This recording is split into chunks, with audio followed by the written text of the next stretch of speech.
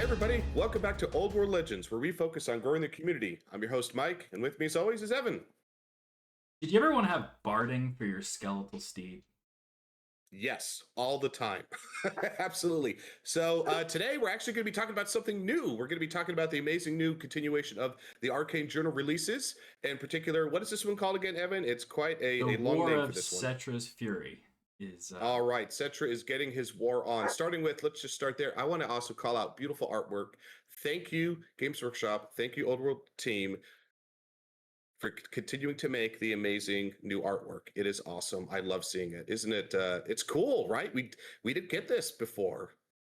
no, yeah. So having new artwork is great. It definitely shows off their direction that they're taking with models as well. So having artwork and models in conjunction seems like something that Hmm. they've been keeping up with, which is Yeah, really important to a lot of people. I mean, this artwork is the thing that inspires you to paint and makes you want to actually collect the models. So I think that the investment that the Old World team has in basically having, the artwork keep up with the model releases is huge. And I think that a lot of people miss that about games like AOS and yeah. 40K that seem to be, no, it's just plastic and we'll just use the same art that we've always had. Right? Yeah, kind of brutal. So it's so cool, and I gotta say, they partnered with so many people to make prints and things. I really hope at some point they partner up to release all the new Old World artwork for some of those poster prints because they would look Yeah. awesome to put on the wall. Yeah. At some point, I really hope they do that. Yes. I was at Warhammer World and they had those prints on sale at the front, and I was like, Hmm. cool. If I wanted to get Black Templars or Tau or something, on a wall mantle, I would be right at home here. But I really want old world stuff, and they don't have that yet, but probably will soon. Yet Yeah. they will. So let's dive into this book, though. What awesome things did we get with this new release? So this is a funny book because, as I was joking Oh, earlier, the Tomb King's got a barded steed and some spells, some hmm, spell scrolls almost. It's almost like having a scroll in Skyrim where you get to cast the spell once, kind of thing. Um, okay. This is mostly about the border princes, and they're diving into this zone of the world because of the war that's going on there and developing the forces that you might see there. And so we start off with essentially a description of the history of the border princes. Now, Look at that art. Look, just go yeah, to that yeah, logo. I'm I like sorry. that. That's how cool is that, Evan? Like, how cool Yeah, is that? yeah. You got I the mean, little what is that? scarabs. That's new. I've not seen that before. Have you seen that before? No. This is all new stuff they create for these kind of books. So this is something we should really appreciate. I love the old kind of sepia toned parchment Hmm. style that they use as well. I use some of that in some of my publications that I write for missions and things. So cool. Yeah. So cool. Onwards, my warriors, bring me the mountains that I may see the heavens laid before me. So Settra is the Love it. conqueror. He's Kind almost of his like thing, right? yeah, Yeah. yeah, it's kind of his thing. He's also, he's very aggressive with his conquest. Now, here's the thing, Mike. I'm not sure exactly how much of this is a retcon, but in the old world lore and in the books, they have explained, and in here as well, they explain Hmm. that Nehekara used to expand a lot farther than I thought. Hmm. Nehekara, during the peak of Settra's time, for example, conquered the border princes, and it was part of that one kingdom. So at the time when Interesting. Nagash returned and let loose his spell that killed everyone in Nehekara, it actually, everyone in the border princes died. And so one of the contexts for this whole situation is that there are tomb kings who are buried in crypts in the border princes. They go that That far is north. interesting.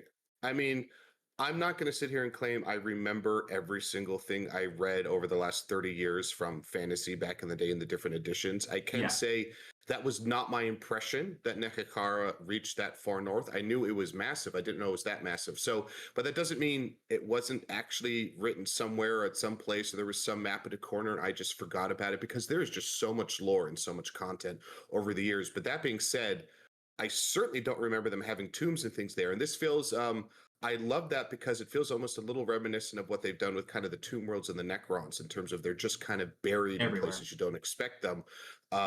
I think that's really cool that they're doing that here. I'm curious to see where they go with it because that's a really cool idea. Yeah, and so we get this map here. So the first section of the book is kind of explaining everything that's happened in several other books because this narrative-wise is actually the kind of third arcane journal in the ongoing story of what's going on in the Border Princes. There was the Bretonnian and the Tomb King one, which both focused Yep. on their own side. So they had Cecil, Gaston, and the Bretonnian exiles being reinforced by Elise Duchard and the Duke of Brion coming with the Knights of the Energy Crusade. So that gives you So the, you got the to say it with explanation. more energy, Evan. Cecile Gaston, right? You got to have Yeah, some I'm emphasis trying to behind summon those as names. much enthusiasm for Bretonnia as you're going to get out of me, okay? Oh, come on, Bretonia's awesome. Nah, They're they're so cool. the Empire is better. They Ultimate can both flex. coexist, at least for the Well, moment. They could also, fun fact. and we want them to coexist so they could be at war all the time, Fun right? fact, that's what the lore that they wrote into this. I don't know how much of this is rewritten or changed, but that's what the lore that they wrote about the Border Princess says, is that this is a place where the Bretonnians and the Empire influences have coexisted and have mingled into a single force. And you'll see that's what we get in the Renegade Crowns army list down below, which So I'm cool. imagining that some people will be very much excited to bring, because I know there's always at least one Empire / Britannia player who has a bunch of like historical miniatures that they painted up in a real custom fashion, and they've got the little, Hmm. you know, Hmm. historically accurate 15th century cannon that's actually this big.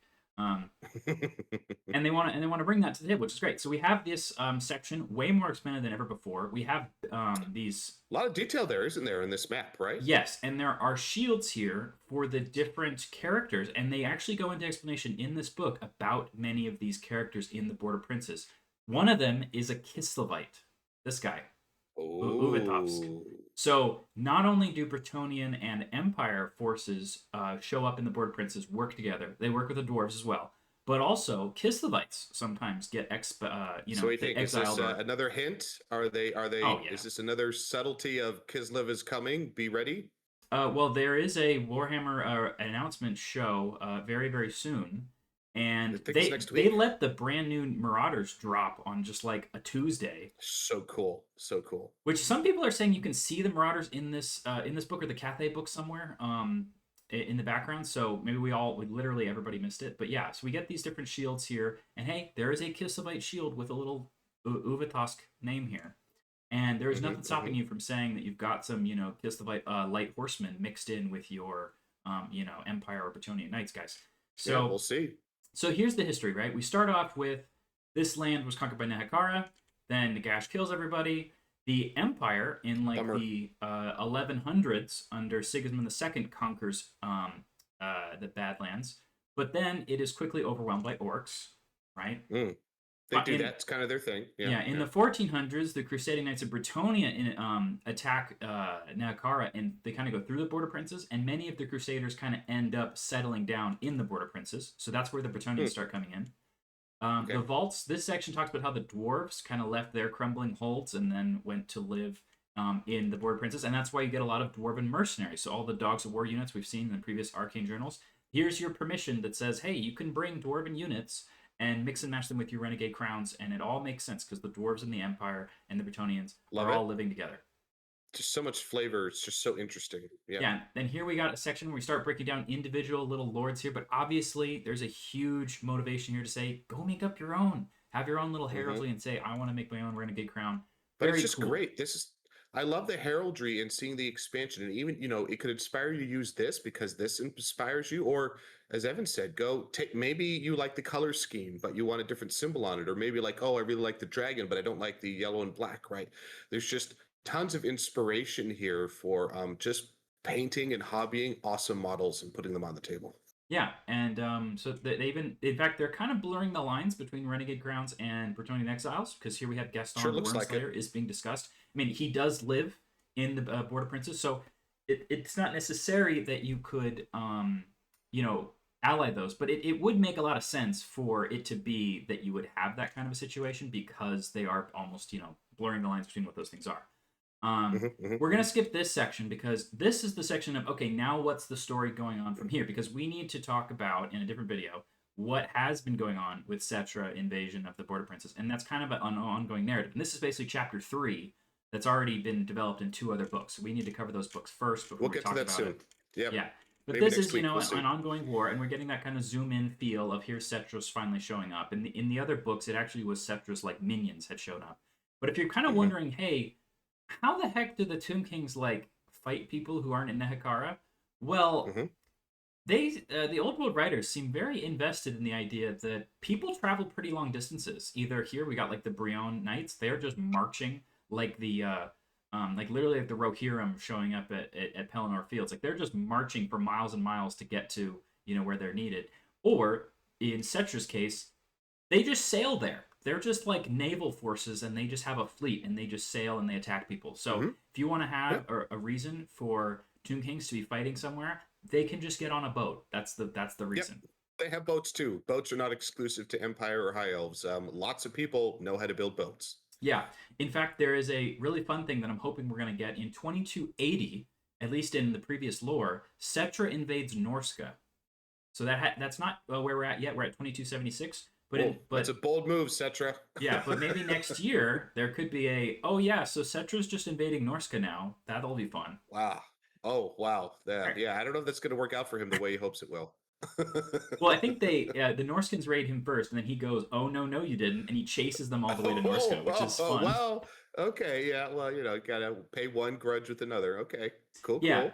So narrative wise, we basically have all these different border princes that are kind of coming together. You see all these gorgeous shields. Some of them are kind of the Bretonnian inspired ones. Some of them are the Empire inspired ones. And We see some orcs and goblins, right? We saw some high elves just a minute ago, right? We see some Empire, dwarves, lots of different emblems out there, different factions. Yeah, in a previous book, Tor Anrock was a high elf citadel that was attacked by the Tomb Nice. Kings, and they basically left no one alive, and they didn't leave any Tomb Kings Oh, bodies behind. So the high elves show up, and everyone's just dead on the ground. They're like, "What the hell happened?" And they have no idea. oh, that's unfortunate. But yeah, so we've got Badlands orcs as well. So basically, this is the setting of hopefully the second narrative event I'm really interested in running is going to be the Border Princes situation with Settra kind of as the leader on one side, and then the Bretonians kind of as the leaders on the other side. Maybe early next year. We'll see. Hopefully. We'll see. Yeah, obviously the first one we're doing is the War in Westerland, which is coming up soon. Okay, so now we get into the part of the book where we have some rules, which obviously everyone kind of skips to the first time they're reading it because they want to know what the heck's going on. Yep.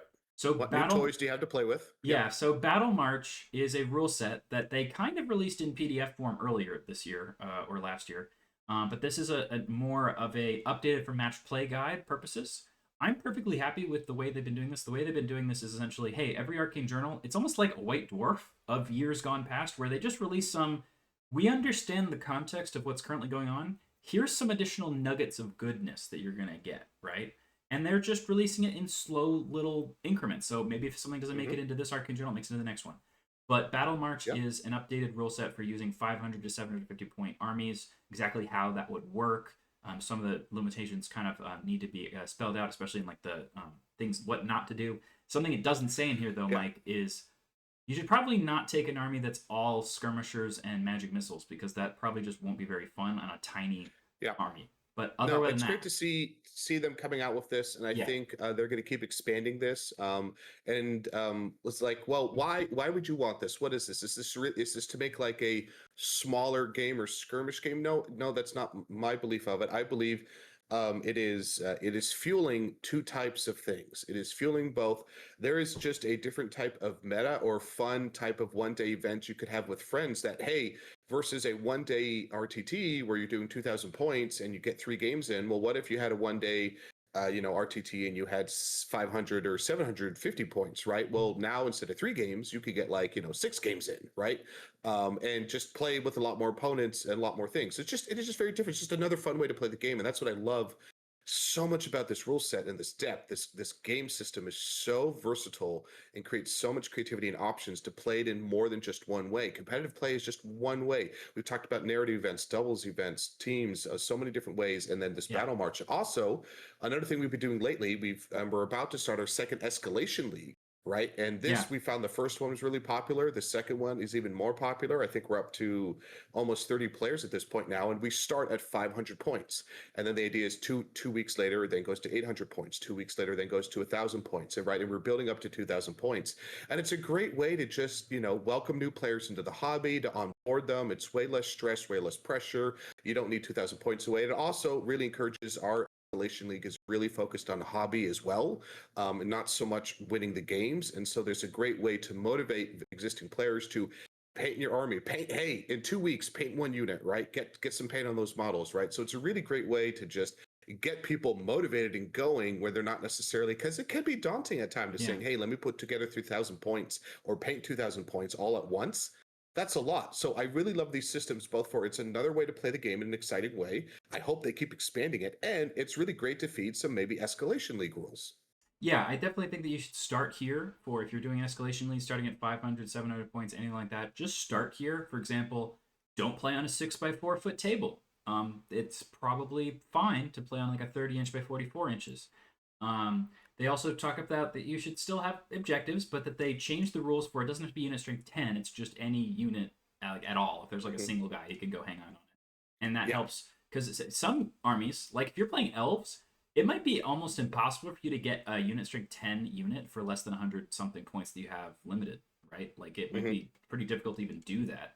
And at small points values, these are just really good. These are great guidelines saying, hey, if you're playing these smaller scale games, here's some general guidelines that are just going to make it a more enjoyable experience. Like playing a 500-point game, someone shows up with the dragon, probably not going to be a fun 500-point game, right? So these are just guidelines to help players understand, oh, this is how I should be crafting a smaller force. Yeah, just be aware that I think some of these are incorrect, at least in some of the measurements, and they did release an FAQ to help fix this. I think it's this one. This one is these last Mistakes were two. made. The numbers are slightly wrong. So look at what the diagram looks like, not what the number says, because the number doesn't really make sense. I think. Now, Evan, we've never made a mistake on any of our terrain layouts or setups at any event, surely, right? Definitely. No, we have. Yeah, and then so you roll with the punches. Please be patient. There's a lot in this book. There's a lot of stuffs, and they're releasing a lot of things very rapidly. And they're only so big of a team. Mistakes happen. It's okay. I could tell you we make mistakes all the time too, which is why you have to iterate. So luckily, there's that. They've been really good about their FAQs and releasing the FAQ updates to correct some of the mistakes and typos that happen. Right. Yeah, it's these two. So 7.5 inches. This should say 16 or 15 or something like that instead. Yep. It's just a mistake. That's this okay. one here should say 20, not 12. But other than that, it's look at what it's saying, not at what it's saying. Right. That's okay.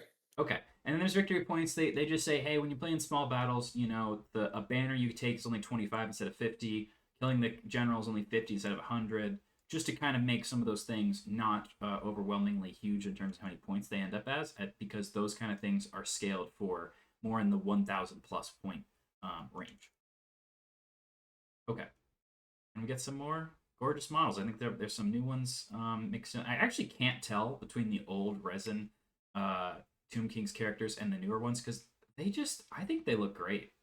I know that people laugh about the skeletons, but to be honest, when you're a Tomb King's player, it's all about your little characters and your monsters and stuff.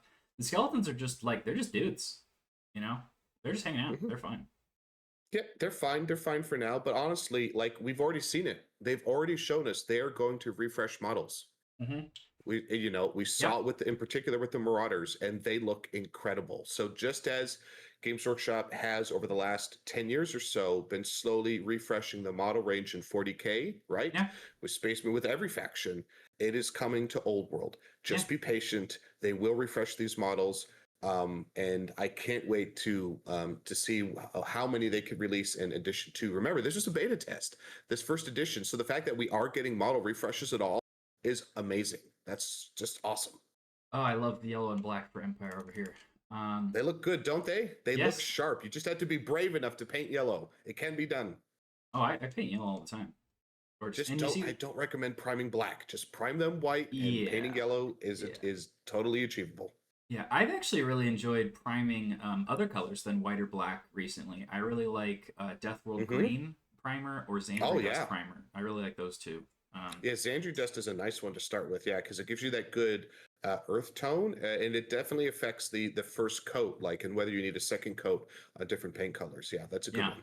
The problem with white is that if you're doing skeleton hordes, right, like these guys, and you just prime them white, it doesn't look right if you just do a contrast over white. It doesn't. No, you'll have to do something else first as well. I actually don't use white primer at all. I'll use at most gray. I very much like the Gray Seer primer is one of my favorite ones to use. If I'm not, so I'm typically either doing black or Gray Seer, but I won't just use the white. But the point is, if you're painting yellow, we should do a video just on if you're gonna paint the way it looks in the book, and you're starting with a certain army, what color to prime. Because, for example, if you paint High Elves, Mike, and you don't prime them white, you are going to have a pain in the ass to paint those dudes. Like, High Elves Yeah. basically have to be painted primed white. I'll just go there. It But just we'll talk depends about on your that. color scheme, right? If Yeah. you're playing, if you're doing, but if not, if you were doing a blue and a black color scheme, so it just depends on Yeah, your but the color thing scheme. about elves is they're highly color specific. Like if you paint high elves purple, they just look like dark elves. So you have to paint them a certain color to Yeah, get it to work. that is definitely a true challenge. But anyway, we're getting off course here. I know, but I enjoy it. Cool models, cool color Um, schemes. It's fun. It's fun to see new color schemes, right? That I look at that picture right there. I'm sorry because they put the red on the banner. I just see Christmas.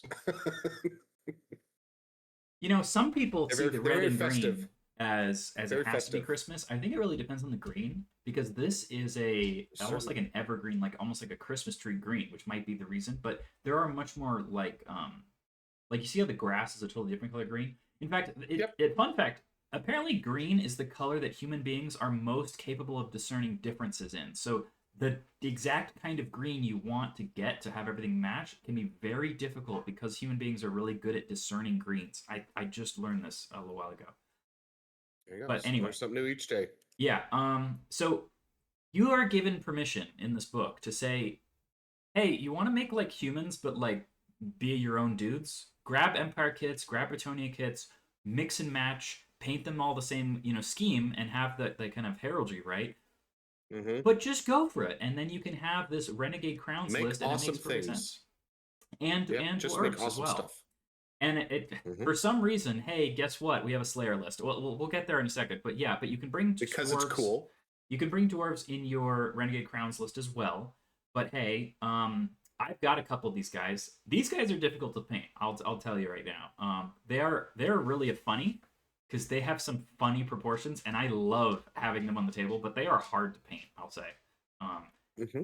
Just takes 'cause- practice. yeah, because the proportions could be really wacky, but they are very characterful. I know that a lot of people were loving or really hoping to see plastic slayers. We will get them. I can't think of a Eventually. single kit that would be more likely to be refreshed than slayers soon. Like dwarves are incredibly popular. Slayers are one of the most popular units that don't have a plastic kit. So I Yeah, would, we'll find out. yeah.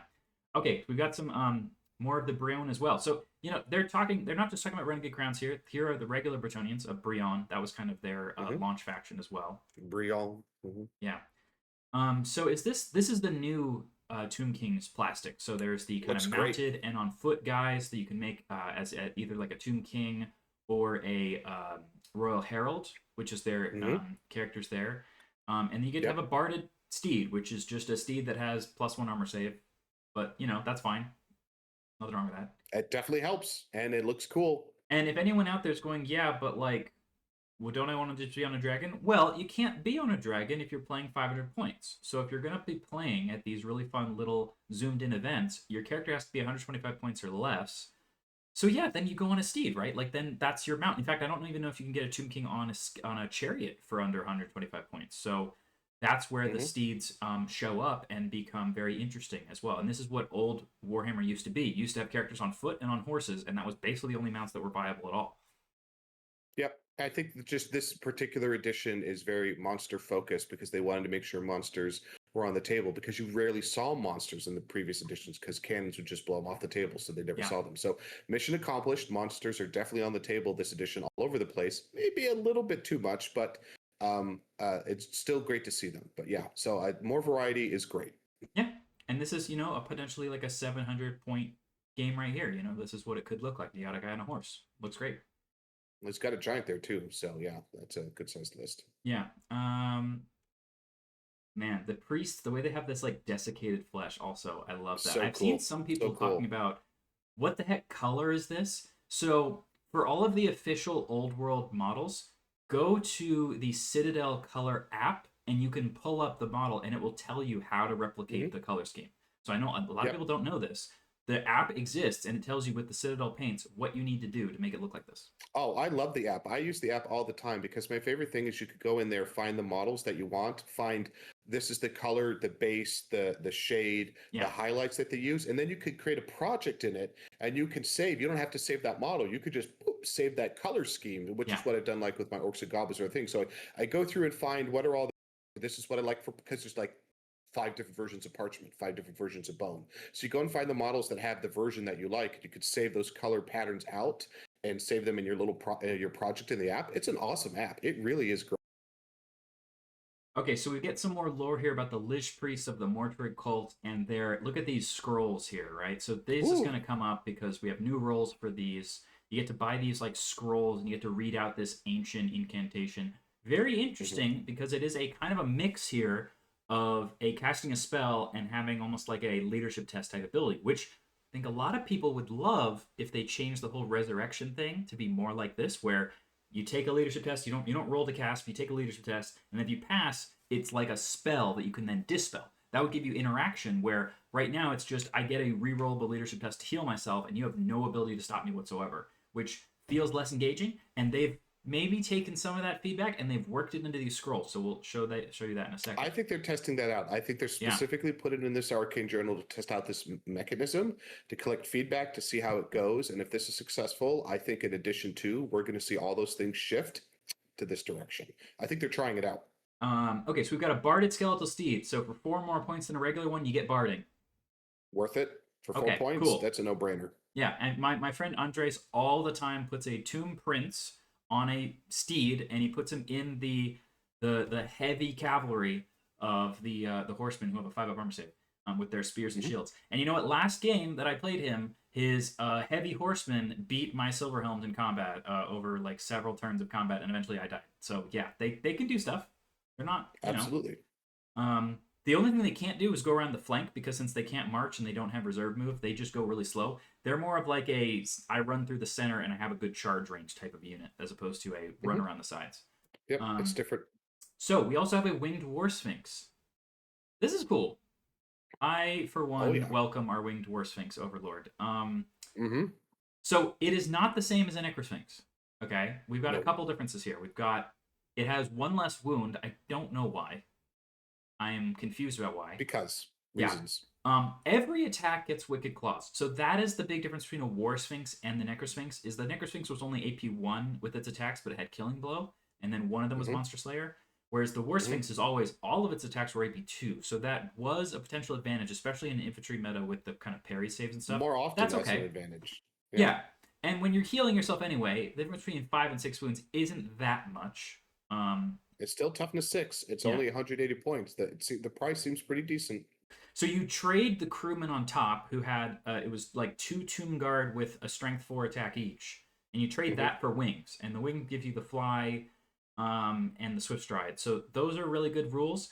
I played with Andres and in doubles, and he brought a War Sphinx, and that mother is so slow that it barely goes anywhere unless the other person basically just lets you charge them. And then in 2 games where he got to get it into combat, it was great, but it's too slow. And so getting it to fly, that's cool. It does have less stomp attacks than the War Sphinx. The Necrosphinx having D3+2 is the best number of stomp attacks in the entire game, because it's always at least 3. That is a thing that is cooked on that specific model. This guy, though, can get Fiery Roar, which, I mean, I really like breath attacks. I think they're very fun, so I would love to see that on the table as well. Yeah, and it's not that many points, and you can still bring this thing. Don't make yourself sad about a War Sphinx being a very reasonable price for how good it is, just because the Necrosphinx is too good. That's not... that's fine that something else is too good. And you know what, Mike? There's a lot of metas out there, or a lot of events that might be coming up, where we do a Highlander where you can only take 1 of something. And if you already have a Necrosphinx, well, this could be a second bad boy who hangs out with him now. That's definitely another one of the many formats we should definitely be looking at to try out next year. Yeah, yes. Variety is great. Yes, so just so you know, there is reasons to bring, stuff like that. Yeah, and you bring it as a rare choice, and it tells you how to build it. Apparently, you can just make this thing by making a War Sphinx, but taking off the little howdah and putting on the Necrosphinx wings.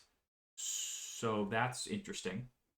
That sounds super cool. If you've already built one of these or you're building them, please join our Discord and please post pictures. I'd love to see what you hobby up. That would be awesome to see. Okay, so here's potentially the main... Again, let's talk about that for a second. Yeah. They're not only saying, hey, here's something that there's not necessarily a kit for. Here's just a cool unit entry, and here's some ideas on how you can go and just kit bash it. Thank you. Yeah, Thank you, Old World team. Thank you for this gaming system to not saying if we don't have a unique custom model, we we're can't not. release the unit. This is just they're creating cool rules for hobby opportunities. I Yeah. love that so much. That is so part of the heart and soul of this game. I really, really, really hope they keep doing that. It's great. And this is the total opposite of, oh, we used to have a kit for it, we don't make it anymore, so now it's legends. Go Mhm. away. You don't get to use No, it. this is just This is the new. opposite. This Yeah. is, we have a kit. Apparently, you can do this weird combo thing. Now there's rules for it. Have fun. And a lot of people out there need the official studio to come out and give you rules for them to actually want to put the thing together. I know that we've been Hmm. doing our narrative supplement where we've kind of been helping to mitigate the gaps that some of the legacy armies potentially have. But this is the kind of thing we want to see for things like Skaven, right? Or things like Lizardmen, where they come out there and say, hey, you can do this cool thing and have fun with it.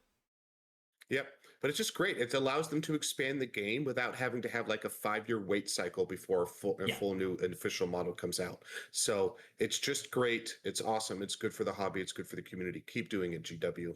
Yeah, and you know what? This is a single Arcane Journal outlook that has helped 3 armies, actually potentially 4. It depends on whether you kind of count. I'm assuming some Bretonnia players out there might be like, well, maybe I'll put a Renegade Crowns list together, right? So then it's almost like 4 different groups of people can now potentially get some new stuff out of this. That's great.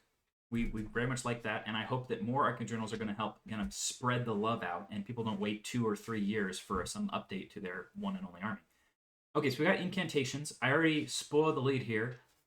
It's a leadership test, but then turns into I cast a spell at this value, and then you can try to dispel it. That's cool. That's balanced. Okay. The Hmm. leadership test and then it just goes off thing is very too strong. And I think that if people are looking for how you can fix undead without just saying, hit you with the newspaper, stop being so strong, this is how you do it. Is if I'm gonna do Invocation of Nehek or Arise, it should be I do the leadership test and then it goes off on a casting value of 9 and you can try to dispel it with whatever rules you might have to dispel things. That would be cool, right? And this is how it works. Yep. They Yep. say It's a good here balance because to your point, it creates that interaction back and forth, which is interactivity. fantastic. Yes. Yep. So Engagement. That's what we want. Not one-sided battles or I'm just doing something you just watch. Engagement. This is great. exactly. So High Priest can get 3 scrolls, a Mortuary Priest can get 2 scrolls, and a Necrotect and Arch-Necrotect can get 1 Ooh. scroll. That is Ooh. really spicy, especially because Hmm. I actually really like the idea of you either get a Mortuary Priest or a Necrotect giving one particular scroll and acting like a engineer. So we'll see that Hmm. potentially in a bit. It's great. Yeah, it definitely creates more depth and variety of those units and doesn't it makes it so you don't feel so pigeonholed into having to particular pick one direction. It creates more depth, more nuance there. I love that. Yeah, so if you're playing in Mortuary Cult, you could have a Mortuary Priest who himself could be the BSB and give him the Hmm. reroll, Hmm. and then buy the Hmm. scrolls with which to reroll casting of them. So that's interesting. Um, so each one is a bound spell. However, you don't cast. Instead, you just take a leadership test, and if you pass the test, then it goes off at a flat casting value. It always says the same number. Okay, that's very fair and very reasonable in an edition where undead get to re-roll these almost all the time because they got a BSB for re-rolling it, right? Which means they Hmm. almost always go Hmm. off. And in Yep. addition, where then you actually get to have some chance of dispelling it, so it doesn't go off on a casting value of 17, and you have no way to get rid of it when it was, Yep. shoved down your throat. Makes sense. Right. So fair enough. Very smart. However, here's a great thing, and this is something I would absolutely love to exist on the Horn of Isha and the Bretonian horn that used to be the threat of everyone, but now freaking sucks. Is if you fail the test, you get to try again later, and it doesn't use it up. So these are usually one use only, but if they fail the test, you get to try again later because you just didn't finish reading it. Great. What a reasonable thing for when you're paying points that it doesn't just not. You know how much it sucks, Mike, to spend 40 points on an item, you then roll the test and you fail the test, so it just did nothing that game?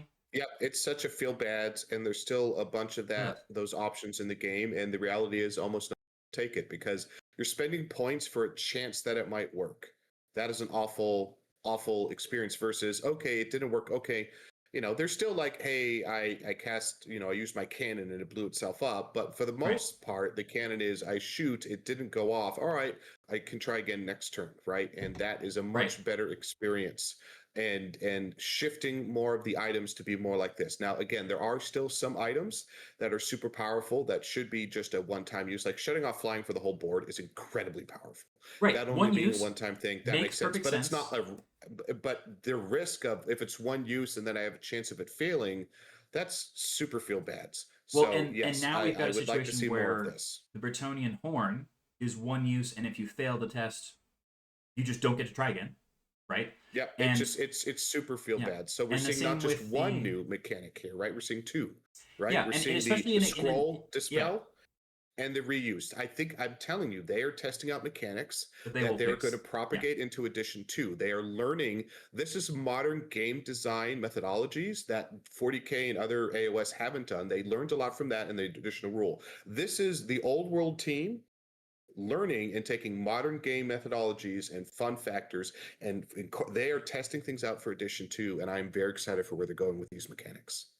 Okay, so these are still one use only. So once you've cast it, that's it. However, many of them are remains in play, so they kind of get around that a little bit, and that's really fun. So we'll see that in a second. And it's very Tomb King's focus that all of these really cool abilities are like magic. That's cool, but you get to have an old style bound spell vibe of like I have very low risk to my magic, which is kind of the Mhm. that's kind of what bound spells used to be because they couldn't like miscast and stuff. Bound Very spells Tomb nowadays Kingsy. are a bit too like okay, I just buy Ruby Ring and I just roll, you know. But now it's very Tomb Kingsy to have this almost like middle ground where it's like actually we have this whole other kind of magic that we're going to just read a scroll and once we're done reading it, it just happens. That's cool. Yep, because they've been doing it for thousands and thousands of years. Yep. And you also, if you try to dispel it and you roll double one, you don't get outclassed in the arts. You don't have a miscast result when you try to get rid of it as well. That's also cool. Okay, so here are the specific scrolls. We have Scroll of Withering, which is a hex with 21-inch range, and it gives the target -1 to strength and initiative, and they can't take ward or regen saves. And they can target people in Spicy. combat. I think this is fucking great. Like, Mm-hmm. but guess what? It's not auto tournament winning, meta defining because casting value 8. Because this number is now the number someone has to roll to dispel you. So if they're a level 4 and they're within range, they just have to roll a 7 on the dice, so it's a 56% chance or whatever it is, to beat this number. You can't use a level 4 wizard with +1 from the casket to get this up to like an 11 or whatever. It just happens at an 8, and that's it. Now you can cast from outside dispel range, which is perfectly fine. But I think that this is a really cool scroll that feels very Tomb Kingsy to be like, we're gonna cast like the curse of the desert on you, and now like oh all of a sudden your magic starts to wane and your sword doesn't shine as bright, and now we're gonna come for you with like you know for example a Tomb King Scorpion, and you got a big guy on a dragon, and then your ward save went away, and then I just roll that 6, and now you're dead. That's Yep. cool. But for 50 points, that's quite a bit of investment to get it off too. Yeah, but I think that a lot of things in Tomb Kings are very cheap. And by the way, Mike, these don't come from your magic items allotment. You just get to have extra stuff. It's Yeah, kind of but it cool. is interesting, right? To your point for the cheap characters. And I like where they're going with this in particular for Tomb Kings, Yeah. because it feels like a different way to construct the army, right? Versus the traditional wizard method that how you build your wizard and all the other armies. A really interesting construction army composition method they're going here with Tomb Kings. It's starting to feel more unique to them, this flavor, Yeah. in terms of it is more reliable. There are pros and cons to it. It's not as powerful, but there are less you feel bads of you didn't go off, therefore you're just hosed. But you have to invest in the points to do specific things. So this is really interesting and really deep. I think we're barely scratching the surface on what's potential with this, but I love that they're trying these rules out here. I could see Tomb Kings going more in this direction in addition to.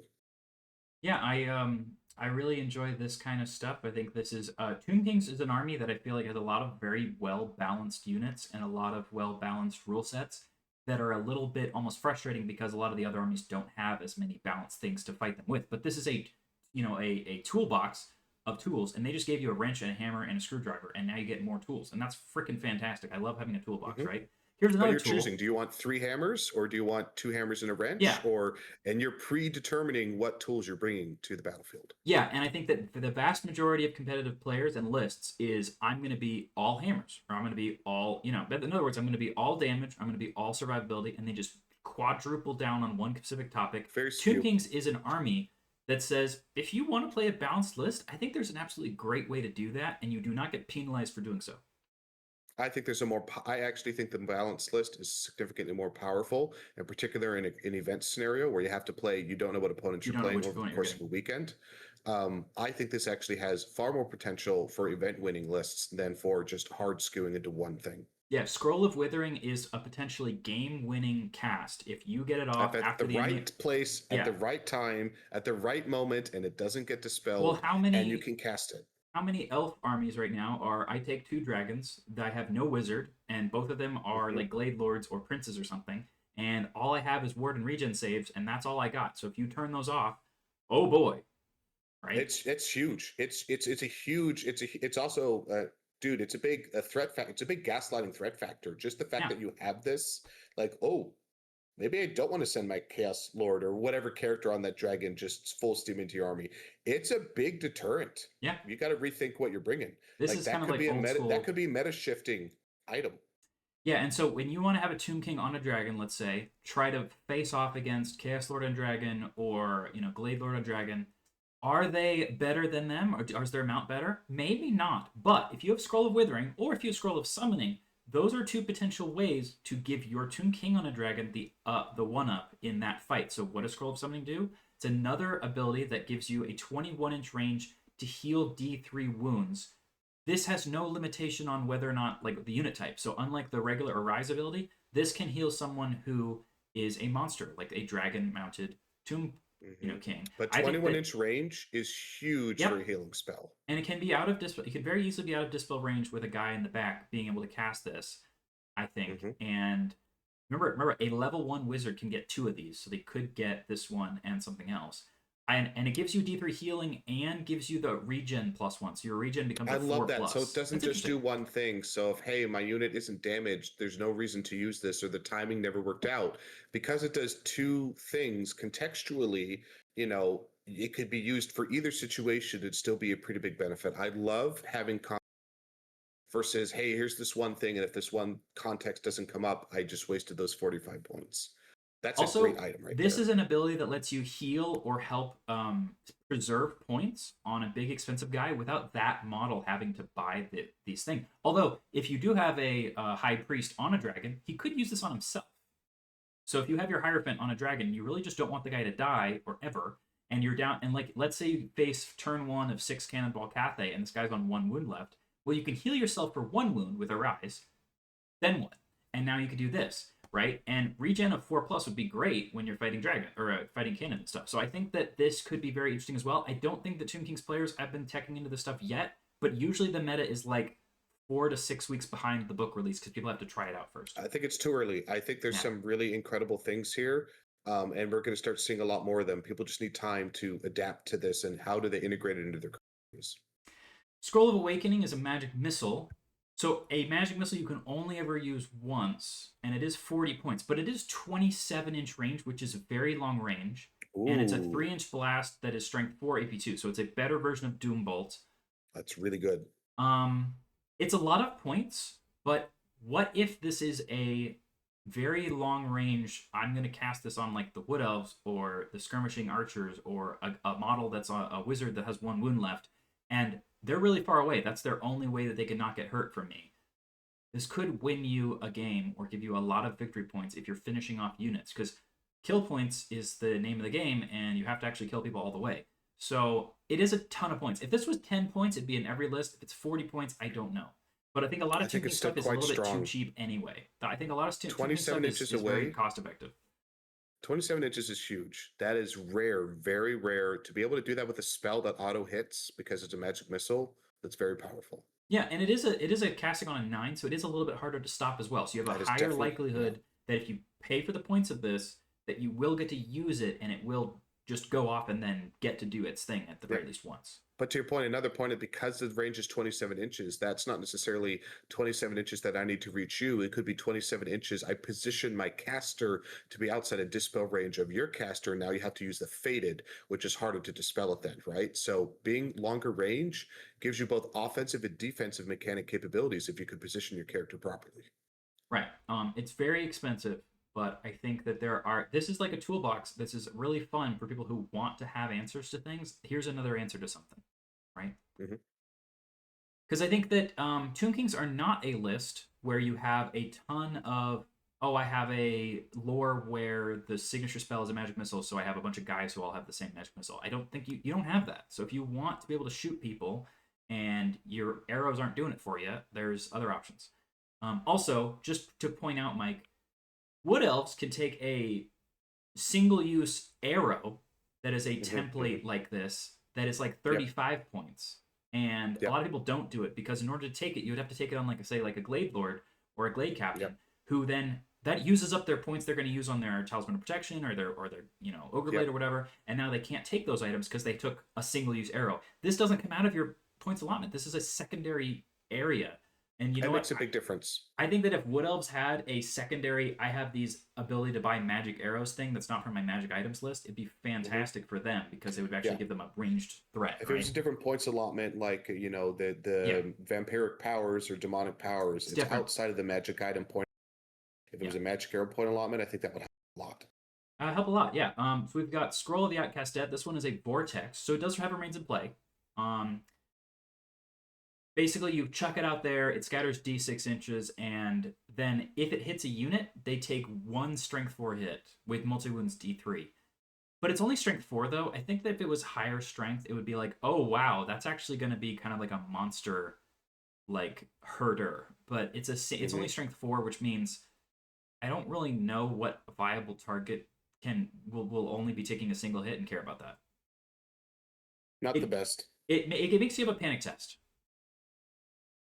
But also, it's only casting really 8, which means it's a lot easier to get rid of now than many other boards. Because it's not a 9. So far, this is my least. I really like the first few. This one's not really.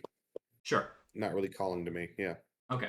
It doesn't block line of sight. It doesn't make It's only difficult terrain. So it's not giving you dangerous terrain. So I think that you could have a spiritual vortex. From elementalism, for example, is just d6 strength 4 hits, and that's better. So Scroll of Urgency is, for 30 points, you can just give a guy the Arcane Urgency spell. Wow. You get to move twice. That's really good. There are people who, take a level 3 or 4 with Lore Familiar Battle Magic guy just so that they can have Arcane Urgency, and that's it. Yeah. But also, people who are typically using Arcane Urgency are using them on units who can just easily march. Right? It's not the same with Tomb Kings. Yeah, and they can't. So, what's great, Mike, is when they have flying units that can march, and then you can make them go very far. Yep. So I think that's where we're going to see this happen more often. It's about that flying War Sphinx we talked about earlier. It's using it on that. Yeah, and casting value 7 means it's very easy to get rid of, but you know what you can very, very easily do? Go first, be out of dispel range, and then just frickin' do this on turn 1, which is usually the best time to use the Arcane Urgency type thing anyway, and make someone run 1,000,000 inches away. If you could buy... But again, it's 21-inch range. Yeah. The range on all these spells has been incredibly high, much higher than the typical spells of any lore. So just increasing the range, the casting range on these really opens up a lot of creativity and positioning things you can do to make them more effective. Yeah, if you're usually playing a gun line, imagine, if you will, you had some skeletons, you got your wizards, you got your catapults, and then everything else in your army is like a prince and a dragon and your necrosphinxes. And you're like, great, so I want my guys to be hanging out in the back, using the scrolls and my spells to help my other things fly all the way over there while I stay all the way over here. So like the skeletons and the wizards, they stay all the way in the back, and all my monsters, they fly all the way across the table at you, and I can still cast on them because it's like really freaking far away range. Yep. Okay, and then we've got possibly, I think, the best one, mostly because it's so cheap. Scroll of Righteous Smiting is for 10 points a remains in play spell. So once you just get this off with your leadership test, it just stays on there. While you're in play, friendly troop types who are War Machine that are in the command range reroll artillery dice or scatter dice per turn. Wow. Now, a couple things about this. 1, if you have 2 War Machines in range of you, they both get to do it. 2, this lets you re-roll the scatter dice. Nothing else in the freaking game lets you do that. That is insane that it lets you do that because, Mike, you're firing indirect with your Screaming Skull Catapult or you're firing at something. You roll scatter and it's not going to hit anybody. roll it again. It's huge. So let's say you roll the scatter and it's going 10 inches to the left. You could re-roll the 10, but you don't do that because what if you misfire? Instead, you re-roll the scatter and then you get a direct hit. Now the 10 didn't freaking matter, did it? Because you got a direct hit now. Yeah. But assuming you get it, there's still the dice gods are a fickle bunch. That being said, for 10 points, this is an auto include. You can't not take this. Well, but if the thing you I have do love catapults, about if it, you don't have the Screaming Skull catapult, you don't do that. well, you should because they're awesome. Well, but the point is, this only affects Screaming Skull catapults. Yeah, for that army, for sure. But it's incredibly powerful for that army. I think we're definitely going to see this comboed with 2 Screaming Skull catapults is almost an auto include build. It's a new meta build that I think we're going to see out of this. It's great. But I do love that while it's very, very powerful, again, because it is that you could dispel it within range. Yeah. It remains in play and it's only a 7. So you can also prevent it from going off, right? Because if you go, like, let's say you don't go first, the Tomb Kings, the other player goes first. I probably want to get my wizard within range of your guy who has the scroll, right? This creates a whole new strategy of I need to get to you of this combo to try and stop that casting value 7 and dispel it before you get it to go off, which will change perhaps maybe where you're positioning your catapults, right? This is creating layers of depth and strategy. This is what I love to see in the game. This is what I love to see in the edition. It's creating a deeper game with more engagement for both players. Yeah, I enjoy this a lot. You've got, and even if this is for 10 points, you, for the first turn of the game, you get to fire your 2 catapults without worrying much. That's huge. Probably worth it. Because how many players who are playing Orcs and Goblins, who are playing, Bretonnian Exiles, will tell you, oh man, first turn, misfired both my cannons, they both blew themselves up. Your catapult can blow itself up too now, so you want to not do that, right? Mm-hmm. But rerolling the scatter die, oh my god. Dwarves are absolutely pissed that you get to do this.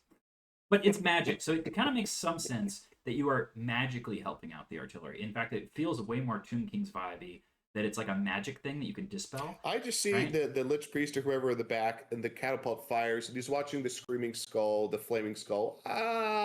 He's like, that's a little off, and he just kind of nudges it with his magic hand, just kind of veers the skull to get it more on target. Well, the Arrows of Asaph is already, like, that's how they explain Arrows of Asaph. Like, the arrows literally, like, they home in on you because the magic is like, screw you in particular. But this, I imagine the Lich Priest kind of just nudging it with his scroll. Okay, so we have the Renegade. Oh my god! So we still have the Renegade Crowns and the Slayers list. This is a huge. There's still book. more. How awesome is this book? Yeah. So you can see here, Renegade Crowns is greatswords, ogres, crossbowmen, mounted yeomen, mortars. Like, just mix and match everything you want. Go for it. Mm-hmm. And it looks cool. I personally prefer Empire Knights, Bretonnian Knights, but you can do whatever you want. Okay. Now, a lot of people saw this and they were like, well, all of your characters are like infantry or cavalry at most. There's no griffin. There is no dragon. There is no chariot, right? Which in the current meta is a big pill to swallow. However, if you're playing Empire, a lot of times, like, the Empire characters, even on the monsters, aren't all that exciting. So don't see a lot of griffins, honestly. Yeah, they're not. They're actually pretty fine. Is the thing. They are fine. They're just not as good as a dragon, which is why you don't see them as much. Yeah, and if they have to fight a dragon, then they really get unhappy. That's exactly why you mostly don't see them. Because they're like, well, I'm just there's gonna be a dragon on the other side of the table. Griffin's not gonna go well into that dragon, so we just don't see them. So here's what your characters get. You get a highly customizable Renegade Prince per 1,000 points. So you get up to 2 of those guys. Any number of captains and outcast wizards. Nice. Now, first pill to swallow, you have to have the Arcane Journal Bretonnia as well, basically, because there's a whole bunch of stuff in here from that. Okay. That's fine. An Outcast Wizard is basically an Empire Wizard that can only be level 3, but he's very cheap. A level 3 Outcast Wizard is like 100 points. But level 3, keep in mind, and the 1.51 FAQ update isn't nearly as big of a deal as it was before, because now you're still casting on the +2 that the level 4 is casting on. It's just one less spell. So that's not nearly as much of a punishing thing as it used to be. Also, your princes, captains, and wizards can buy a personality trait that comes with a whole bunch of cool things. And the fact that the wizard can do that too is kind of wild. You'll see that in a sec. Your core. Now, here's the potentially the thing that people are going to love the most. The infantry, cavalry, and everything from here is 100,000% customizable. You've got veteran sellswords. They get to have veteran weapon skill 4 and basically whatever the heck you want. Sellsword infantry are also still very customizable. They somehow are like Empire State troops who learned how to wear heavy armor and got cheaper. Freeblade knights, possibly, they're okay because the thing is you can still buy all the items that make them Empire or Bretonnian knights basically, or you can try to cheap out and not do that. You can have like light armor and no barding with a lance or whatever and just go for it if you want. Outriders, so you get basically like pistoliers as a core unit, or mounted yeomen. That's kind of their vibe. They get to either have bows or pistols. They do not have repeater handguns. Then you can have Free Company Militia or Empire Archers. So if you just have like skirmishing guys with bows who have scouts, that's pretty useful. The Free Company Militia is like additional hand weapon with Impetuous, but like very, very cheap. So they're okay. But mostly it's these veterans and the sellswords and the knights and stuff. Incredibly customizable. So much you can do here. Your whole army could be knights and outriders, so all mounted with a lot of skirmishing if you want. Special, you can have more units of free blades. I don't think you ever would. And then the classic, this is like the old world style. So your core is all the infantry and cavalry. And then everything else in the entire list is just monsters and artillery and stuff, which is very much the modus operandi of what we've been having. So you got 2 mortars. Okay, I mean, mortars are cool. And a separate tool to choose from is cannons, the bombards, which are basically Empire cannons, but cheaper. So that's nice. And organ guns. Now, this list does not have engineers. So unlike the Tomb Kings, for example, you are going to be risking blowing yourself up constantly. That's okay. That will never happen. You'll never roll that one, right? Then we have the Brigands. So Brigands made a big splash for a little while because the blunderbusses are pretty freaking funny and they're very cheap. Brigands can also just be like, I have guys with crossbows that have ambush. That's also useful. Yeah, absolutely. And then you can have any Dogs of War unit, which people haven't noticed, and I only did after reading this. Some of the Arcane Journal mercenaries have Dogs of War written under them. You can have 33% up to that. So as new mercenaries come out, this army gets better. What do you think the odds are there are going to be some more mercenaries as we move into 2026, Evan? Very, very, very high. 99%. Yeah, I think we're going to start seeing them probably every Arcane Journal for the next year, or certainly at least half of them. I think we're going to see a lot more. Yeah, it's very possible we get a Dogs of War book that doesn't even have an army list, but is just, here's a bunch of Dogs of War stuff. It could be, or it could just be they just keep releasing 1 or 2 of them each single Arcane Journal that comes out, right? And then maybe at the end of, at some point they release an Arcane Journal that has a Dogs of War specific army composition, but I think they're just going to keep expanding this for the next year. So you got a couple other downsides here. So the Dogs of War, other than the Bone Grinder Giant, there isn't any like big monster guy here or big artillery. It's just like infantry and cavalry units, things like, dwarfs. For now. Crossbows, spearmen, stuff like that. But, for now, they can always have, hey, here's a Dogs of War Hellblaster volley gun called, Giovanni's Fantastic Arquebus, and then you get to just buy it that or whatever. They can always just come up with some here's a random Dogs of War steam tank. I'm telling you, they're going to keep expanding this, pikemen, other stuff. That's what it is today. A year from now, we're going to have more. Pretty confident. If you want a highly customizable, historical-looking army, this is, what else could you ask for, really? This is, it's great. It looks like. This is a really fun army list. So we got a BSB captain, and then all the models in your army that don't have specific upgrades can only take common magic items. So you can't have access to anything else. And then here are some of the upgrades. Now, they put it on 2 different pages. There's an origin, which gives you different upgrades for like units in your army and gets you certain unlocks for those units. And then there's also the upgrade for the individual character, and they're in 2 different places, which is a bit wild. So just so you know, Might of Miragliano is the first one, which is if you have that origin, you get to have a veteran or regular sellsword change its type to heavy infantry and get phalanx. Phalanx is a rule where you get to be in marching column, but still count as being in combat order. So you can be like 4 guys wide and like 8 guys deep, and you still get to have all your ranks, and you can't be disrupted by first charge. Awesome. Now, combine this with a certain ability that you can use to get your BSB, the Griffin banner, and now you have the combat res Griffin banner from Empire, and you just have no ability to get first charge to remove all that. I love being able to. This unit can turn off first charge or whatever that has this. That's cool. That's huge because that's a really first charge shutting off the first turn. Your rank bonus is very, very powerful. So being able to have a counter to that is extremely powerful. Especially when you're using a Griffin banner, which doubles your rank bonus. So having first charge means it did nothing, right? Yep. So being able to not have first charge means it actually is always useful, right? It's going to do a lot. Yeah. And when you're heavy infantry, it's much harder to disrupt you by flanking you as well.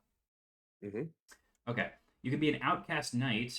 When you have that, you can have free blade knights or veteran knights have the lance formation. And noble disdain is an ability where you like don't care about the panic of other people and stuff. The lance formation is powerful, right? It allows you to effectively. Its biggest thing that it's doing is it just allows your unit of knights and your attacks to fit into a tighter formation. It allows you to multi-charge things significantly more effectively, which is very powerful. That's truly what it does bring to the table. Yeah, and veteran free blade knights, if you're wondering, are almost like inner circle knights, so they can have a 2+ armor save knight in a lance formation, which Bretonnia cannot do. No, they can't. So that's awesome. The outlaw and renegade gives you the ability to gets the outriders some ambush. That's very useful because outriders can be very cheap and they're core units and they can go grab baggage trains. So I don't think this is at all a thing to sleep on. That's potentially a good thing as well. No, or to hunt down artillery. Yeah, and if you have a wandering duelist or wandering diestra or whatever, you get to upgrade a brigand to have weapon skill, +1 weapon skill. And they can force them to reroll attacks against them in close combat once per game. Having weapon skill 4 brigands, who usually buy blunderbusses or crossbows or whatever, is okay. I mean, you can buy like additional hand weapon on them or like something like that, but yeah, and reroll against you is okay. I mean, I don't really care very much about this. It is 2 points per model to do this, so yeah, whatever. We'll see. Those are the things that affect your units. Now, the things that affect the character are like in a different place, which is kind of wacky. Now, before we jump to where that is, so they have a whole rule set here. The Lord is like a Empire General who's cheaper and has weapon skill 6. So that's good. Nice. Yeah. And then the Captain is like an Empire Captain who's cheaper. So that's good. They do have worse ballistic skill, and they don't have as high leadership. But because everyone in here is in a unit, and they all have warband, that's not a big deal. So in all likelihood, 35 points. That's a steal. Well, you get a lot of these dudes too. You can just give them full plate and a great weapon. Right. It's something like, imagine what if all of your units just had a lord, a captain leading each unit, like because they're so cheap. You could do that. It's like what goblins do. Yeah. It's totally within that price point range. Yes, and it really helps out. So basically, this is like a halfway point between like Empire characters and like goblins, basically. So they're cheap, and then they're pretty cost effective.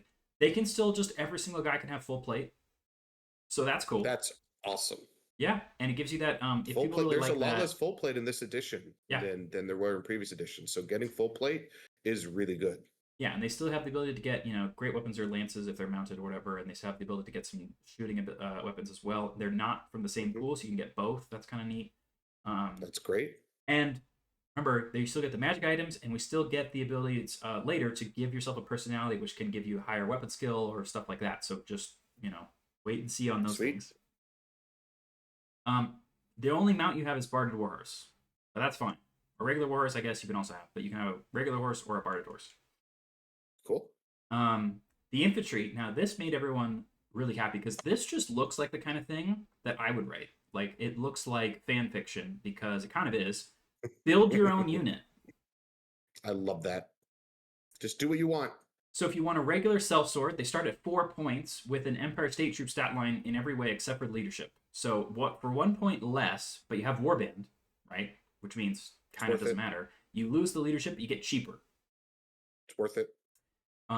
Regular sellswords can upgrade to heavy armor, which state troops cannot do. And the heavy armor is 2 points, but when you start at 4, that's not that big a deal.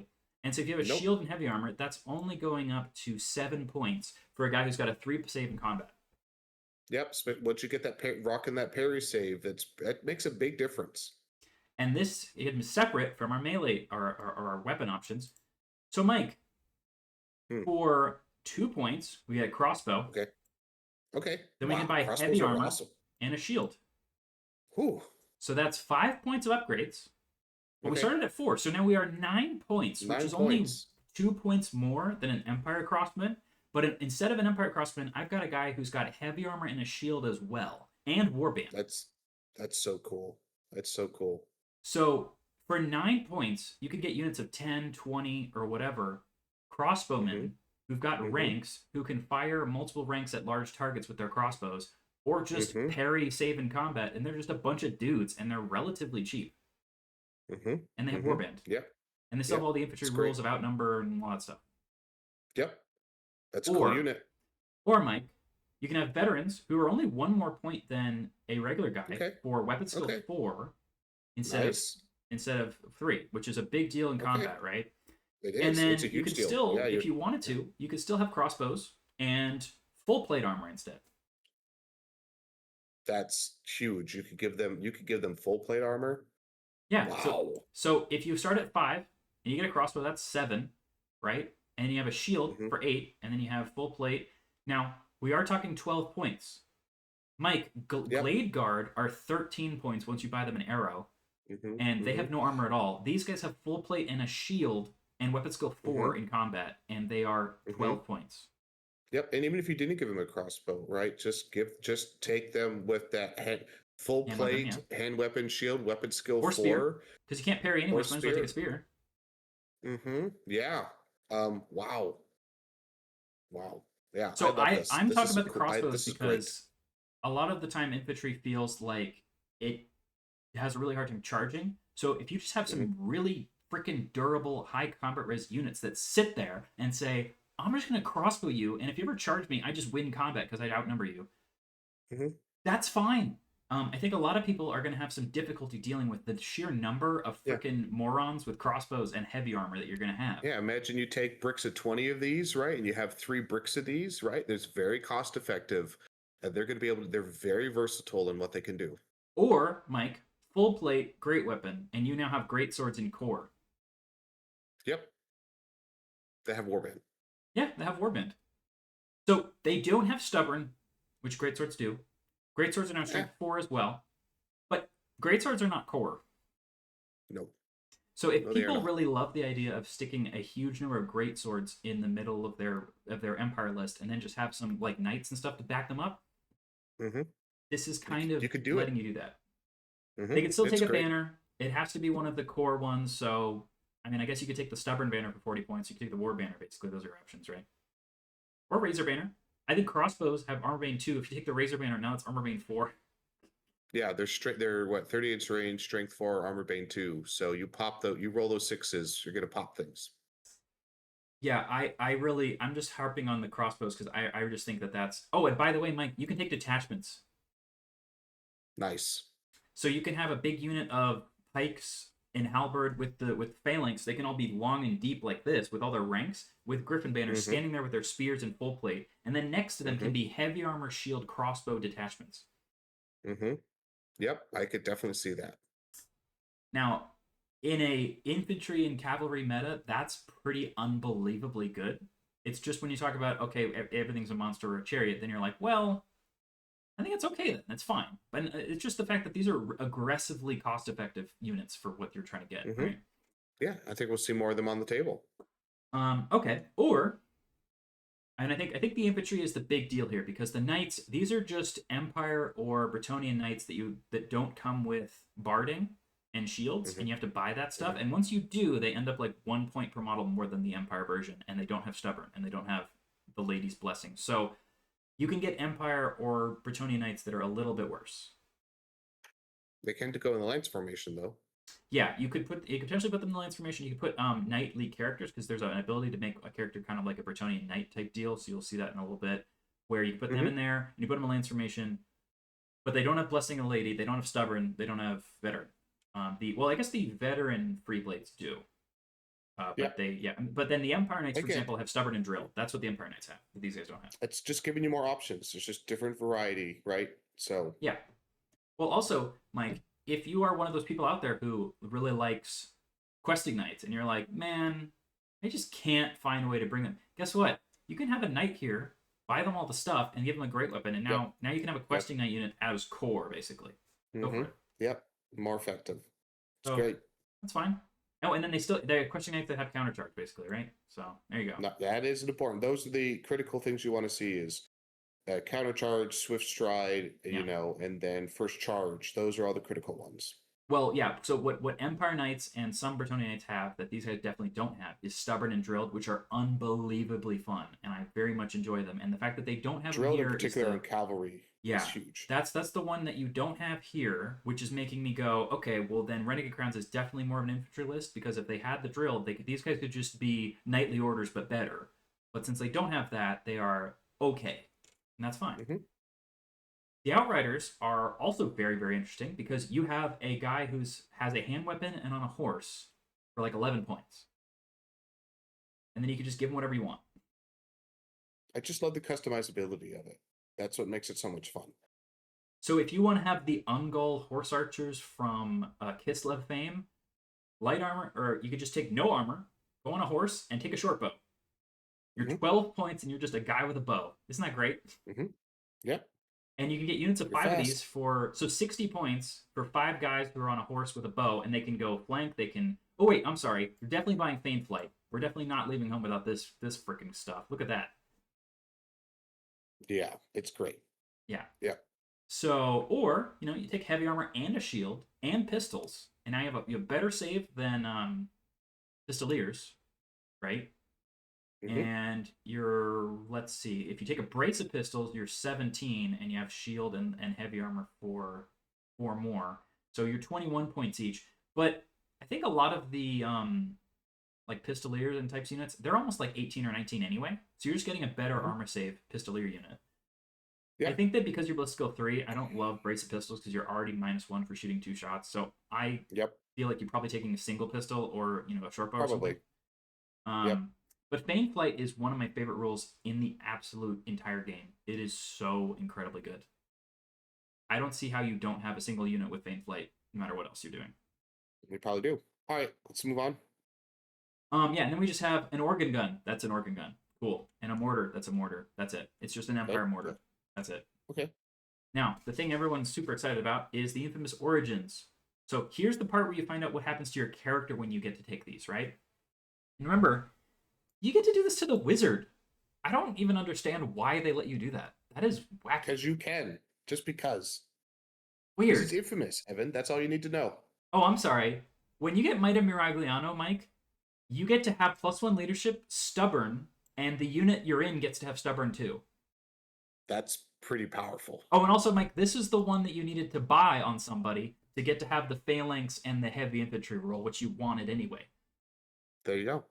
So if you put this on like just a random ass captain, let's say he's the BSB guy or whatever, but you just put him on the captain, you put him in the unit, now they have the heavy infantry, they could have phalanx, they could have stubborn, then they're full plate, shield, spear, whatever, for like 12 points each, and now they're stubborn. Or they take the great weapon and your great swords and core. There you go, stubborn. Good combo. Good combo. Or if you want to be a little bit more on like the Bretonnia side, you have a Renegade Knight who gets +1 weapon skill and strength. So that means they're strength 5. The character is strength 5 then. Oh, man. That's actually kind of nuts. Doesn't happen a lot. Does not happen a lot. And then they get to have, Mike, Bretonnian Arcane Journal and Forces of Fantasy items. That's great. So that is a little bit nuts because some of those like weapons and armors and things can be very, very good. Bretonnia has all kinds of things like, oh, you're immune to killing blow and stuff. Great. Mm-hmm. Buy that. You know what's hilarious? You can make an a outcast wizard, a renegade knight, and then he can have the Bretonnian arcane items. And then he's a veteran. Yeah, I don't know what you're gonna do with that, but let's see what players come up with. This is kind of like that Bretonnia, like you don't care about the panic from the infantry, whatever. I don't really care about that. Okay. The Noble Outlaw is probably one of the more interesting ones, which is you get higher ballistic skill for the shooting. Nice. You get Hold the Line, which is your unit is immune to panic from Empire. This is the one that makes you an Empire guy. So you get ballistic skill, immune to panic. You get to use Empire magic items. Nice. Good. Now, Good. the question here, Mike, is does that include banners if you're the BSB? I assume yes. Yeah, they would. Banners are magic items. Okay, so if you make your BSB the Noble Outlaw, he gets to have a better. Now, he can't buy the Dragon Bow because you have to be specifically an Empire General or Captain to use it, but you Yep. could get the Griffin banner, which is also useful. You get a better gun option, and I guess you can have ambush. I don't know why you need this, but whatever. You can have ambush and scouts. Because you can. That's why. But making your big infantry unit immune to panic and having the Griffin banner is useful enough by itself. Mm-hmm. And then the last one is Wandering Diestro, which gives you the +2 to your weapon skill. So your prince would be weapon skill 8. Wow. So he is a guy on foot with 3 wounds, but he is That's weapon skill very 8. rare in the game. And he's a Yeah. human with weapon skill 8? Like, how the hell is that possible? Because he's a Diestro. That's possible. Right? Okay. I just imagine he's Neo Montoya, right? Yeah, pretty much. And he's just going around challenging, you killed my father. That's Prepare to die. that's so why you, he's weapon skill 8. so you can't take a great weapon if you do this. Big curly hair. Whatever. And you get Fate and Dodge, which doesn't say it here, but the FAQ says it's the same thing as the unit, where once per game Yep. you can force them to reroll to hit. Yep. It's Okay. great. This isn't even all that I think bad, it's Mike, super to cool. put on your wizard when the wizard takes illusion, and now you have glittering robe or whatever, and you just don't want the wizard to get hit either. Yep. It's for 20 points. It's great for a lot of characters. That's really good for 20 points. Yeah, it makes your captain guy weapon skill 7. I think the Renegade Crown list is super interesting, and I'm really excited to see what people do with it. Yeah, I think we will see plenty of that at our events when people get it. We're going. Oh boy. So there's more. Wow, there is still more. Unbelievably so. There is more in this. There's a Dwarven Mountain Hold Slayer list. Okay, well, let's not take an hour on this one. We're already pretty far. Let's So- dive in. Long story short, it's very similar to the Slayer list from, like, if you just tried to use Ungrim Iron Fist as your general in Royal Clans. The difference is you can have multiple units of Slayers. Your core is cheaper. You have a unit of Brotherhood of Grimnir in special, which is, I mean, they're not all that interesting. You have 4 Doomseekers per Demon or Dragon Slayer, which means you just have unbelievably high number of Demon Slayers or You can have Doomseekers. tons of them. Your whole Just army can be tons. that. Your Slayers, long story short, your Dragon Slayer can be a BSB, which then means he can get Rune of Grungni, which means your Slayer unit that you have 40 guys in can all have the 5-up ward save. Mm-hmm. This is good. You can't buy, catapults and cannons and thunderers and stuff. You can take the Goblin Hewer, which is, funny. And you can buy the Dwarf Cart, which you probably need because you want to be able to get across the table. If you have Ungrim Iron Fist, you can have hammers, and then he can join them and make them all, unbreakable and stuff. And you get mercenaries. You can have ranger unit as mercenaries. I don't really. People aren't really excited about that. What they're excited about is the Slayers. Now, one of the units of Slayers can be a skirmisher. And you only need have 20% of core need to be Slayers too, or only take 20%, which is kind of wacky. Mm-hmm. Especially That's because Slayers are so difference. There's a lot of differences expensive. there. You're talking about like 30 Slayers. Like that's it. You're gonna be done. So let's dive into it. What are their special rules? So you have a single unit of Slayers with unit strength 10 or less can skirmish and have ambush, which you should absolutely do. Because Every game you should do that. Yeah, and then I show up, I'm a skirmishing unbreakable unit. Hell yeah. Mm-hmm. By the way, That's well, or if you don't ambush, Mike, the Doomseekers can join this unit, and now you have some like ablative meat shields against arrows where all your Doomseekers are hanging out in the skirmisher unit. true, but I'm pretty sure I'm going to want to ambush with this unit. Or that. Your whole army vanguards kind of D3 plus 1 inches. And you roll That's separately. helpful. That's okay. When you're a dwarf, you don't go very fast, so every additional movement will help. You can give some of your characters scouts, and remember that for whatever reason, Doomseekers are scout or characters, so they can also just be that too. Mm-hmm. That's great. And if you have that rune of Dishonored, where if you kill me, you don't get my points, you then scout that guy, and now, okay, so your 2 options are kill me, and then you don't get any points, or you let him who stands next to you now show up and just start chopping heads. Mm-hmm. Yeah, That's pretty these good. are really helpful things to make this army list a lot more viable, because these are things that are going to help you get across the board. So for 1 point, you can buy a 6-up ward versus shooting. That's very expensive and not very effective, but I think you're just going to do it because you don't want to die. So yeah, but 6-up is not reliable. You really want to go 5-up, but that is what it is. And it's only against non-magical shooting, so if they're vile tiding you, you just get nothing. Not the best. I think this is already a meme list, so we're just going to continue with. I mean, obviously it's a meme, right? That's okay. I just want people to put it on the table just because it's cool. Now, here's the main thing this is saying is just your general can be a demon slayer or a dragon slayer, even though they have loner. Screw it, they get to have that. You can't use inspiring presence. You don't need it. Everyone's leadership 10 anyway, and they're all unbreakable and immune to psychology, so you don't need to take any leadership tests at all. So if you don't want to play Ungrim, you don't have to. That's all it's saying. You're good. Yep, it's just good. More flexibility. So the Brotherhood of Grimnir is just an entire unit of giant slayers that also have the ability to upgrade one guy to be a thing that can dispel people. I don't know why that's how this works. I don't know why the Shrinekeeper isn't just a character. I don't really get that at all. But he's a 2-wound unit champion that gets to dispel people. Dispelling is good. So, I mean, you kind of need to have that. So that would help. Yeah. Yeah. Okay. Yeah, I mean, look, if you're already running Slayers, you're running Slayers. I played against it once. It was funny. I think that the guy's list that he was playing is probably very similar to this, except he has a BSB with a 5-up ward in the big unit that he had. Now, you have one really big slow unit, some skirmishers, and then a million Doomseekers. That's the list. I wish there was more stuff in here. That's all that they're giving you to play with. That's the list. Now, at 2,000 points, that can be kind of problematic, especially on a 6x4 board. At 500 points, I don't know. Sounds kind of fun. I think you could definitely do some honestly, wacky it's stuff. just a fun list, you said. It's a meme list. Yeah. It's not about you taking this list because you're saying, hey, I'm going to get to the top table of a 2-day, large grand tournament. You're taking this list because it's awesome. Yeah. Because you just want to put them on the table. Because it's super fun and exciting and thematic and characterful. And you will want to be the angry dwarf running across the battlefield like crazy madman.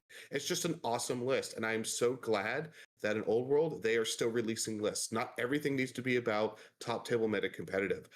More often than not, it should be about what's just the coolest thing we can put on the table. And that's what that list gives us. So go Troll Slayer armies. I want to see them hit the table. They're awesome. Please send us pictures of your battles. Definitely. And you can always just join the Discord, link in the description, tell us more about stuff. And if you enjoyed the video, if you watched it all the way through, that's great. If you could like and subscribe, that's also great. Love it. All right, Evan, any last closing words, sir? Just stay dwarf. All right, we'll see you all next time.